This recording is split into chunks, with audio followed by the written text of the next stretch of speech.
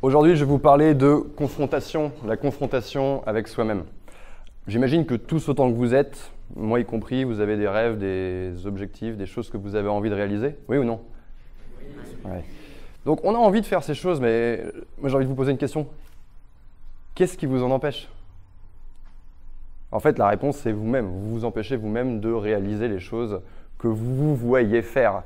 Et c'est de ça dont je vais parler aujourd'hui. Comment devenir une personne qui arrive à prendre les bonnes décisions, à se confronter à soi-même, à prendre les bonnes décisions et à s'y mettre tout simplement. Parce que c'est la chose la plus difficile.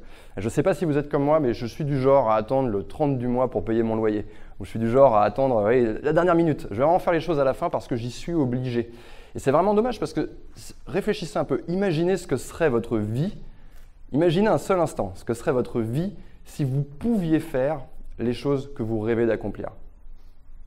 Il y en a qui pourraient courir le marathon, il y en a qui pourraient se lancer dans un tour du monde, il y en a qui pourraient monter leur boîte, il y en a qui pourraient construire des cabanes à oiseaux.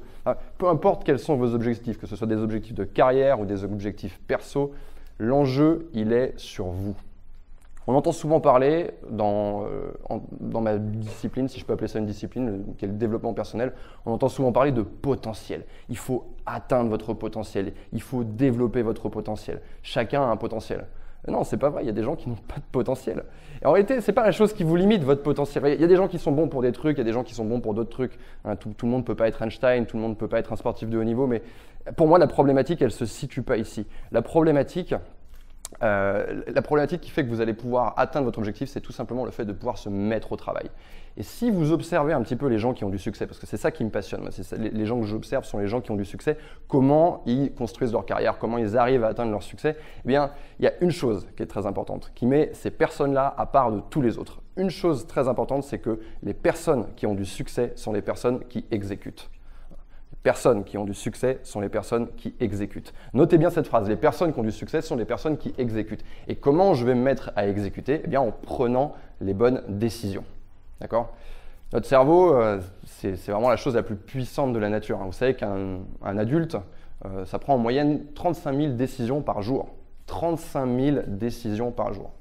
Bon, il y a tout là-dedans, lever la lunette, pas lever la lunette, il y a des choses comme ça, mais 35 000 décisions par jour. Et pourtant, la prise de décision, ça reste quelque chose de très complexe. Il y a des études qui ont été faites sur le sujet. Il y a différentes parties de notre cerveau qui sont activées comme ça quand on prend une décision. Le cortex orbitofrontal, le cingulaire antérieur, le cortex pariétal, le thalamus, le noyau codé. Bon, je vous rassure, j'ai juste appris ça par cœur avant pour faire le show. Mais pas besoin d'avoir fait 8 ans d'études, je vous rassure, pour comprendre la prise de décision et essayer de prendre les bonnes décisions. Voilà comment je vois les choses, moi. Quand on prend une décision, il y a différents facteurs qui entrent en compte. Le premier facteur, c'est le risque, le danger. Qu'est-ce qui va m'arriver si je prends cette décision? Quel est le risque? Si je vais parler par exemple à cet homme qui me regarde depuis 5 minutes, quel est le risque? Ou alors quel est le risque si je ne prends pas cette décision? Quel est le risque si je n'envoie pas ma déclaration de revenus par exemple? Donc ça c'est la première chose, le risque. La deuxième chose, c'est la récompense. L'être humain fonctionne sur un système de récompense. Finalement, c'est assez simple. Un plaisir, déplaisir, récompense, punition. Troisième chose qui va entrer en ligne de compte quand on prend une décision, c'est à quel moment je vais obtenir cette récompense. Est-ce que je vais l'obtenir tout de suite ou est-ce que je vais l'obtenir dans 10 ans? Ce n'est pas la même chose. Il y a ensuite quel est l'effort que je vais devoir accomplir pour obtenir cette récompense. D'accord? Quel est l'effort cérébral? Par exemple, quand vous lisez un livre, c'est un effort cérébral. Ça va vous faire plaisir, mais en même temps, il faut s'y mettre. Et ça peut être aussi l'effort physique. D'accord? Donc, combien ça va me coûter en termes de calories? Combien je vais brûler de calories pour obtenir cette récompense? Et enfin, si c'est une décision que vous avez à prendre, justement, ça vous concerne, si vous avez envie d'améliorer vos vies, si vous avez envie de devenir une meilleure personne, que vous voulez apprendre des nouvelles choses, et que vous faites ça sur votre temps libre, eh bien, quand vous allez devoir prendre une décision, il va y avoir toutes les alternatives qui vont se présenter à vous. D'accord? Vous pouvez lire un livre, ou alors vous pouvez sortir votre smartphone et aller regarder des vidéos de chat sur Internet. Et vous voyez que dans ces deux situations, eh bien, l'effort que ça demande n'est pas le même et la récompense, en ce qui concerne les chats, ça arrive beaucoup plus vite. D'accord? Et donc, notre cerveau, il arbitre en permanence, comme ça, entre différentes choses qu'il a à faire. Est-ce que je vais utiliser mon smartphone? Est-ce que je vais regarder des vidéos de chat sur Internet? Est-ce que je vais jouer à FIFA? Est-ce que je vais faire mes révisions? Est-ce que je vais jouer à FIFA? Est-ce que je vais faire l'amour avec ma partenaire? Ça va vraiment jusque-là. Ça va vraiment... Parce que je travaille, si vous voulez, avec des gens qui sont en couple également, qui veulent améliorer leur vie de couple. et qui ont cette problématique. C'est un truc que j'entends parfois, ouais, j'ai pas envie de faire l'amour avec mon partenaire ou avec ma partenaire. Et les gens, sur cette simple décision qui pourtant, ça paraît quand même évident que c'est quelque chose qui est bon pour un couple, hein, c'est quelque chose qui va rapprocher les deux individus, eh bien, ils ont quand même du mal à arbitrer. Ils vont choisir d'aller regarder leur compte Instagram ou alors de regarder la télévision. Parfois, ils vont faire les deux en même temps. Et c'est vraiment quelque chose de crucial. Et pour vous inviter à prendre vos décisions différemment, ce que je veux que vous fassiez, c'est que vous ajoutiez une variable. On va ajouter une variable dans cet arbitrage, dans cette prise de décision. Et la variable que j'ai envie que vous ajoutiez, c'est celle de l'objectif. Quelle est la personne que je veux devenir? Comment je me vois? Qu'est-ce que je veux accomplir? Et quand vous prenez vos décisions, vous allez vous poser la question suivante. Ça va vous prendre une demi-seconde supplémentaire. Est-ce que cette décision me rapproche de mon objectif ou m'éloigne de mon objectif? Et vous allez voir que ça va vraiment changer la donne pour vous. Si par exemple, si je reprends l'exemple du couple, je ne sais pas si vous vous voyez, si vous êtes en couple, que vous êtes amoureux et que vous vous voyez dans 10 ans avec la même personne, former un couple uni, complice avec votre partenaire, bien effectivement, prendre ça en compte au moment où vous prenez votre décision, c'est quelque chose qui va vous faire basculer du bon côté. Et ça, les prises de décision, c'est quelque chose que vous rencontrez aussi quand vous allez vous mettre au travail. J'ai des étudiants face à moi, donc j'imagine que vous avez cet enjeu des révisions. Vous savez que si vous révisez bien un examen, vous allez avoir une bonne note. Et vous savez que si vous avez une bonne note, bien, vous risquez d'améliorer vos chances dans votre carrière professionnelle. Donc la prise de décision, elle est vraiment critique à ce moment-là. Et moi, je suis entrepreneur et il y a plein de gens qui me disent « Ouais, Yann, tu es entrepreneur, tu as trop de chance, ton métier, c'est ta passion, nanana, ça doit être facile. De toute façon, toi, tu as la motivation. » Et je vous arrête tout de suite. Parce que la motivation, ce n'est pas quelque chose de magique. C'est quelque chose qui vous aide à démarrer. C'est quelque chose qui vous aide à vous mettre en marche. Mais la motivation, ce n'est pas une chose sur laquelle on peut compter quand le succès, vous allez l'atteindre au bout d'1 an, 2 ans, 3 ans, 4 ans. Okay? Je suis sûr que parmi vous, il y a plein de personnes qui ont démarré quelque chose, ils avaient une motivation très très forte. Puis ensuite, quelques jours plus tard, cette motivation, elle s'est miraculeusement évaporée dans la nature. D'accord ? Donc on ne va pas se fier sur la motivation. Et ce que je voudrais faire aujourd'hui dans ce talk, c'est de vous donner différents conseils que j'applique à moi-même et que mes clients appliquent également et qui fonctionnent pour moi. Et si ça fonctionne pour moi, il y a une chance que ça fonctionne pour vous. Donc comment je vais piéger mon cerveau, comment je vais me hacker pour me forcer à prendre les bonnes décisions. Donc on l'a vu, déjà il faut regarder la prise de décision différemment et avoir un objectif. Si vous n'avez pas d'objectif, trouvez un objectif. C'est un travail que vous devez faire sur vous-même. Quand on ne sait pas pourquoi on fait une chose, il est très difficile de faire cette chose. On a beaucoup de mal à y trouver du plaisir, à trouver effectivement de la motivation. Maintenant, la première chose, premier conseil que je vais vous donner, qui est un peu plus pratique, et ça porte sur les situations immédiates, vraiment dans la vie de tous les jours, situation immédiate. Par exemple, vous arrivez dans un train, il y a des gens autour de vous, vous avez envie d'être une personne plus sociable et vous avez envie de briser la glace et de discuter avec ces personnes. D'accord ? Ou alors, par exemple, vous allez à un forum de l'emploi, vous avez une réunion pour votre travail et vous savez que si vous allez parler à ces gens que vous ne connaissez pas, eh bien, ça risque d'avoir un impact positif sur votre carrière.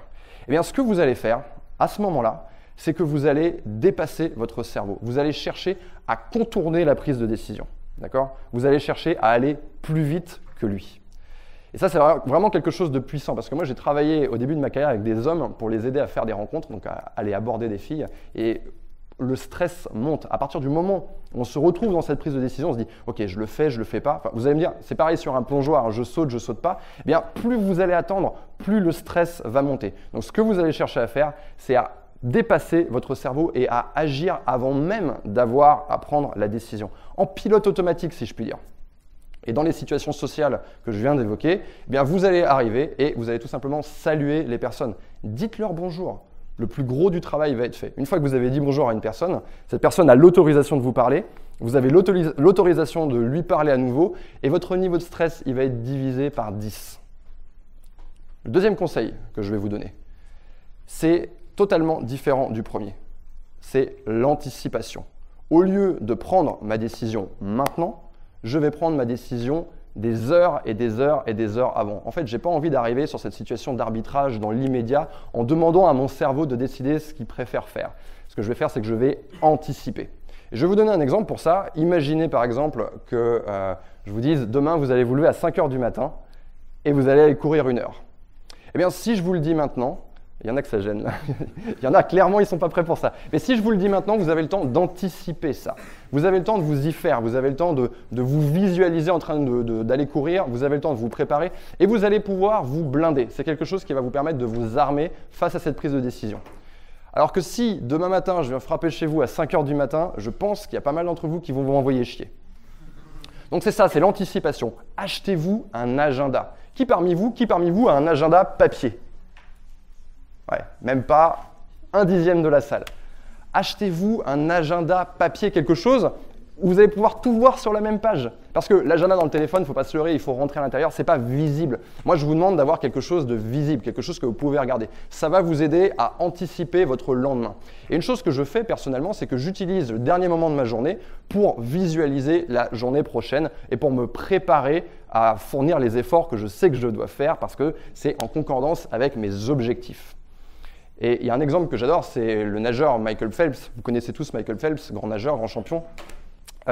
Son coach Bowman, il a travaillé avec lui, donc il a repéré ce petit garçon qui avait un grand torse, qui avait des grands bras. Il s'est dit, voilà, lui, il a le physique pour être un champion. Mais si vous regardez les JO de natation, tout le monde a le physique pour être un champion. Alors ça suffit pas. Et lui, il s'est dit, il faut travailler sur son mental et il ne peut pas, en tant que coach, être présent dans tous les moments de sa vie. Et on sait très bien qu'il y a plein de choses qui peuvent influencer le succès, des mauvaises fréquentations, ça peut être plein de choses sur lesquelles le coach n'a aucun impact. Et ce qu'il lui a dit, tout simplement, la chose sur laquelle il a travaillé, c'est l'anticipation. Il lui a demandé chaque soir, avant de se coucher, de se passer la cassette. Alors c'est une cassette fictive, bien sûr, il ne lui a pas donné une VHS qui devait se passer. Et cette cassette, qu'est-ce qu'il y a dedans? Eh bien en fait, il lui a demandé de se voir en train de courir la course, de nager plutôt, la course parfaite. Il doit se voir au ralenti, il doit voir chacun de ses mouvements, il doit vraiment voir ça de manière très précise. Et ça va même plus loin, il doit se voir gagner, toucher le mur en premier, se voir sortir la tête de l'eau avec les gouttes qui ruissellent sur le visage et laisser exploser sa joie quand il voit qu'il a gagné la course. Vous voyez, l'anticipation va aller jusqu'au plaisir que vous allez vivre quand vous allez atteindre votre objectif ou quand vous allez réussir à faire cette tâche que vous n'avez pas envie de faire. Mon troisième conseil, c'est l'obligation. Qu'est-ce qu'on fait quand on a le cerveau qui patine, qui n'arrive pas à arbitrer? Eh bien, la réponse elle est très simple. On va se munir d'un deuxième cerveau tout simplement, qui ne va pas souffrir du même bug. Donc, vous allez vous entourer de quelqu'un d'autre. Entourez-vous des gens qui ont envie de réussir autant que vous. Allez chercher ces personnes-là et faites-en vos alliés. Ça peut être vos partenaires de business, ça peut être des gens dans votre entourage, ça peut être votre famille, ça peut être votre partenaire amoureux. On a toujours cette image du succès comme quelque chose, voilà, la traversée solitaire, le mec qui a écrit son livre tout seul pendant 7 ans, il a sorti son livre. Ou alors le sportif qui s'est entraîné tout seul pendant des années, enfin il est champion. Mais en réalité, ça c'est un fantasme. Si vous étudiez un peu les entrepreneurs, vous allez voir que c'est très très rare qu'il y ait une seule personne qui soit associée à son propre succès. Bien souvent, il y a quelqu'un visible ou invisible, ça peut être une personne qui est dans l'ombre, mais qui va aider cette personne. Si je prends le cas de Michael Phelps, je l'ai dit, il y a son coach Bowman, vous enlevez le coach, vous enlevez peut-être le champion. Pour nous, Français, beaucoup plus connus, il y a Laure Manodou et... Merci, Philippe Lucas. Philippe Lucas, si vous retirez Philippe Lucas, il n'y a plus de Laure Manodou, c'est pareil. Michael Jackson, c'est son père qui était derrière lui. Alors même si ses méthodes étaient un petit peu controversées. Mais vous voyez, il y a toujours des gens qui sont derrière. Quand vous allez bugger, vous allez avoir besoin d'une personne qui va vous pousser en avant. Donc vous devez trouver quelqu'un qui est compatible avec vous, qui ne va pas avoir, si vous voulez, les mêmes défauts. Vous êtes perfectionniste, trouvez quelqu'un qui va vous aider à balancer votre travail en vous disant, voilà, c'est imparfait, on y va quand même. Si vous êtes flemmard, vous devez trouver quelqu'un qui est fou de boulot. Vous devez comme ça vous associer avec une personne qui va vous obliger à prendre les bonnes décisions et à vous y mettre. Mon quatrième conseil, c'est de se faire violence. Dans la vie, quand on est dans un bras de fer, à un moment donné, si on veut gagner, il faut utiliser un peu de violence. Et ça, c'est quelque chose que personnellement j'utilise. Et ça me fait bizarre d'expliquer ce conseil parce que ça a l'air un peu tordu comme ça, mais... je vous donne un exemple, j'avais arrêté de filmer pendant une longue période et je voulais m'y remettre et je savais que c'était la bonne chose à faire et j'étais pris comme ça dans cet arbitrage, j'arrivais pas à me décider, j'avais ma caméra dans la main, je savais qu'il fallait que je démarre, que ça allait être pourri au début. Eh bien, pour me faire basculer du bon côté, j'ai dû utiliser la violence, un peu comme les sportifs. Vous savez, les tennisman, quand ils frappent dans la balle, ils vont crier en même temps. Ça leur permet de déculper leur force, ça leur permet psychologiquement de concentrer toute leur force au même endroit. Eh bien, vous allez faire la même chose. Vous allez faire preuve de violence. Alors ça peut être de crier comme ça, de pousser un cri. Ça peut être il y en a qui vont vouloir se taper. Alors vous ne tapez pas le visage, mais faire usage d'un tout petit peu de violence, de laisser exploser ça à ce moment-là. Je vous garantis que si vous êtes pris au milieu du bras de fer, c'est quelque chose qui va vous aider à passer du bon côté. En tout cas, c'est une chose qui marche pour moi. Et si vous voulez cultiver ça, vous devez apprendre avec vous-même à gagner un maximum de bras de fer. C'est ce qui va vous apprendre la discipline. Dites-vous non. Non, je ne vais pas aller au Starbucks me manger cet énorme frappuccino. Non, je ne vais pas fumer cette cigarette. Apprenez à vous dire non. Plus vous allez être capable de vous discipliner, de vous dire non un maximum de fois dans la journée, bien sûr, récompensez-vous à un moment donné, mais plus vous allez être capable de gagner ces bras de fer, plus quand la situation va se présenter, vous allez devoir frapper fort, user de violence, vous allez avoir beaucoup plus de facilité.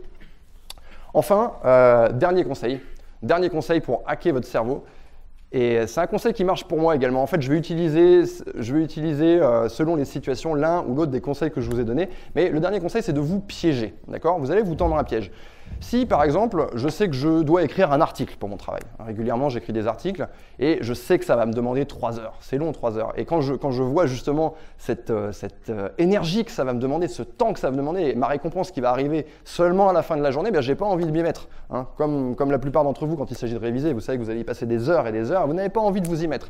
Ce que je fais, je piège mon cerveau. Au lieu de me dire, mec, tu vas écrire un article, ce que je me dis, c'est que je vais simplement prendre 5 minutes pour rédiger la structure de l'article, les différents paragraphes et les différentes idées qu'il va y avoir à l'intérieur. Et en fait, le fait de minimiser l'effort que je vais devoir produire, ça me permet de m'y mettre beaucoup plus simplement. Je peux m'y mettre, c'est pas grave, c'est pour 5 minutes, après je vais pouvoir aller faire autre chose. Mais en réalité, une fois que j'y suis, justement, j'ai tendance, ces 5 minutes, elles se transforment en un quart d'heure, 20 minutes, 1 heure, puisque c'est une tâche. En fait, la grosse difficulté, c'est vraiment de s'y coller. Et une fois que vous êtes parti, vous allez avoir tendance à fournir plus de travail que ce que vous vous êtes dit au début. Donc voilà les conseils que je vous donne, qui fonctionnent pour moi, qui fonctionnent pour mes clients, qui vont, je l'espère, vous aider à prendre des meilleures décisions et à vous rapprocher de vos objectifs. C'est vraiment le fait de se confronter à soi-même pour progresser. Pour moi, c'est vraiment un travail sur le long terme. C'est un travail sur soi dans lequel on est confronté à ses peurs, on est confronté à ses faiblesses, on est confronté à sa paresse, on est confronté à son entourage, on est confronté à plein de choses. On est confronté au schéma qu'on a suivi depuis qu'on est enfant. Et pour moi, la confrontation, le fait d'analyser, de comprendre comment on fonctionne, d'essayer de conceptualiser ça pour mieux comprendre, pour moi, c'est déjà la moitié du travail de fait vers l'amélioration. Voilà, c'est tout ce que j'avais à vous dire aujourd'hui. Merci de m'avoir écouté. Merci.